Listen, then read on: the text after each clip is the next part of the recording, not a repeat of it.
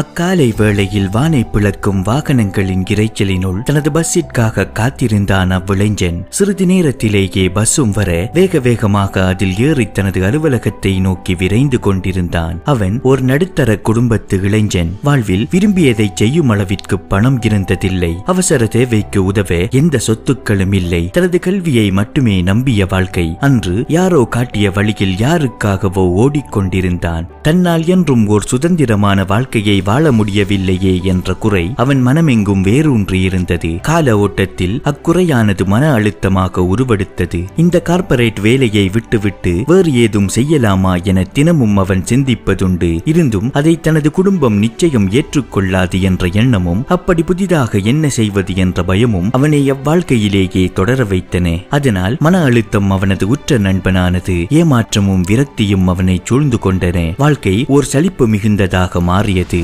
தனது பிரச்சனைகளுக்கு தீர்வு கிடைக்காதா என அவன் தினமும் இயங்குவான். அதை இணையம் முழுவதும் தேடுவான். ஆனால் எங்கும் அவனுக்கு தேவையானது கிடைக்கவில்லை. இப்படி ஒரு நாள் தன் நண்பன் மூலமாக ஒரு துறவி குறித்து அறிந்து கொண்டான் அவ்விளைஞன். அவரை பார்த்தால் உனது தேடல்களுக்கு தீர்வு கிடைக்கும் என நண்பன் கூற அடுத்த நாளே அத்துறவியை தேடி பயணமானான். தனது வீட்டிலிருந்து பல கிலோமீட்டர்கள் பயணித்து ஒரு கிராமத்தை வந்தடைந்தான். அங்கிருந்த ஒரு டீ கடையில் இத்துறவி குறித்து வினவினான். அதற்கு அவர்களோ, இங்கிருந்து சில கிலோமீட்டர்கள் தொலைவில் ஒரு மலை அடிவாரம் இருக்கின்றது, அங்கு சென்றால் நீ அவரை காணலாம் என கூறினார்கள். சிறிது நேரம் அக்கரடுமுரடான பாதையில் பயணித்தவன் இறுதியில் அம்மலை அடிவாரத்தை வந்தடைந்தான். அங்கே ஒரு முதியவர் ஆடுகளை மேய்த்துக் கொண்டிருந்தார். அவரிடம் சென்ற அவ்விளைஞன், நான் இங்கே ஒரு துறவியை தேடி வந்தேன், அப்படி யாராவது இங்கிருக்கின்றார்களா என கேட்டான். அதற்கு அம்முதியவர், துறவி என்று இங்கு எவரும் இல்லை, ஆனால் நீ தேடி வந்தது என்னைத்தான். இப்போது கூறு, நான் உனக்கு எவ்வாறு உதவ முடியும் என கேட்டார். அவரை ஆச்சரியத்துடன் நோக்கிய அவ்விளைஞன் தன் மனதில் இருந்த குறைகள் அனைத்தையும் அவரிடம் கொட்டி தீர்த்து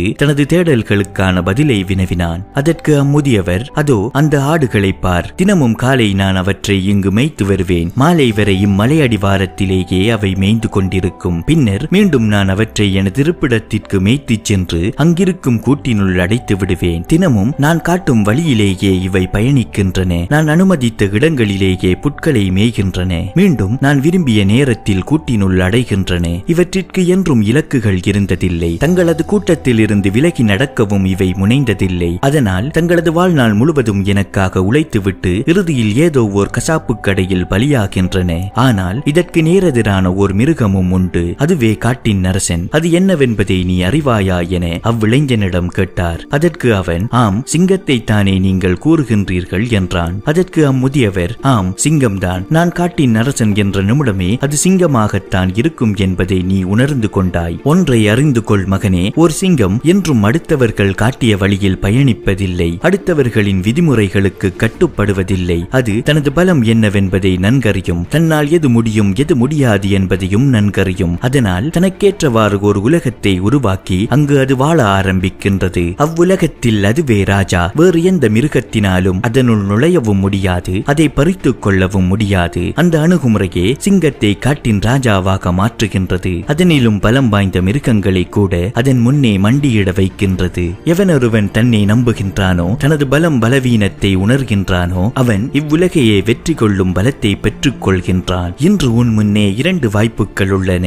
ஒன்று, மந்தையில் இருக்கும் ஓர் ஆடாக வாழ்வது. இவ்வாழ்க்கையில் உனக்கு எந்த ஏற்ற இறக்கமும் இருக்காது. தேவையான பணம், தேவையான பாதுகாப்பு அனைத்தும் இருக்கும். ஆனால் நீ விரும்பியதை செய்யும் சுதந்திரம் இருக்காது. உன் பின்னே என்றும் ஒருவர் நின்று கொண்டு உனது பாதையை தீர்மானித்துக் கொண்டிருப்பார். உனது வாழ்க்கையும் நேரமும் அவரது கையிலேயே இருக்கும். அதற்கு நீ பெறும் கூலியே பாதுகாப்பான இவ்வாழ்க்கையாகும். ஆனால் உனக்கு இன்னொரு தெரிவும் உண்டு. அதுவே ஒரு சிங்கத்தின் தெரிவாகும். இதில் ஒவ்வொரு நாளும் சவாலானதே. வாழ்வில் பல ஏற்ற இறக்கங்கள் இருக்கும். வெற்றி தோல்விகள் இருக்கும். உனது இடத்தை தக்க வைத்துக் கொள்ள நீ தொடர்ந்து போராட வேண்டியிருக்கும். ஆனால் இவற்றிற்கு கிடைக்கும் கூலி உனது சுதந்திரமாகும். இவ்வாழ்க்கையில் உன்னை கேள்வி கேட்பதற்கு யாரும் இருக்க மாட்டார்கள். உனக்கு கட்டளையிட யாரும் இருக்க மாட்டார்கள். இங்கு நீயே ராஜா. உனது வாழ்க்கையும் நேரமும் என்றும் உனது கைகளிலேயே இருக்கும். ஆனால் அதற்கு நீ கொடுக்க வேண்டிய விலை கடின உழைப்பும் போராட்டமிக்க வாழ்க்கையுமாகும். இன்று இவ்விரண்டு தெரிவுகளிலும் எதையும் நீ தேர்ந்தெடுத்துக் கொள்ளலாம். ஆனால் உனது தெரிவுக்கேற்பவே உன் வாழ்க்கையும் அமையும். மந்தையில் இருக்கும் ஒரு ஆடாக நீ வாழ முடிவெடுத்த பின் சுதந்திரத்தை எதிர்பார்க்காதே. அங்கு அடுத்தவர்களுக்காக உழைப்பதே உனது வேலை. மாறாக தன் வாழ்க்கையை தானே செதுக்கிக் கொள்ளும் சிங்கமாக நீ நீ வாழ முடிவெடுத்து விட்டால் அங்கு சொகுசான வாழ்க்கையை எதிர்பார்க்காதே, உத்தரவாதத்தை எதிர்பார்க்காதே, பிறரிடமிருந்து கிடைக்கும் பாதுகாப்பை எதிர்பார்க்காதே. ஏனெனில் அவ்வாழ்க்கையை செதுக்குவதும் அதை பாதுகாப்பதும் முழுமையாக உன் கைகளிலேயே உள்ளது. அப்பொறுப்பை ஏற்றுக்கொள்ள நீ தயாராக இருக்க வேண்டும். இப்போதே வீடு திரும்பு. இவ்விரண்டு வாழ்க்கையிலும் எது உனக்கு பொருத்தமானது என்பதை ஒன்றிற்கு பலமுறை சிந்தித்து பார். அதிலிருந்து ஓர் முடிவை எடு. அம்முடிவை உனது மரணம் வரை கைவிடாது போராடு. ஏனெனில் ஆடாக இருந்தாலும் சிங்கமாக இருந்தாலும் வாழ்க்கையோர் போராட்டமே. அப்போராட்டத்தில் உன்னால் வெற்றி அடைய முடியும் என்பதை நீ நம்பினால் அதன் பின்னர் அவ்வெற்றியை எதனாலும் தடுத்துவிட முடியாது என கூறியபடியே நகர ஆரம்பித்தார் அம்முதியவர்.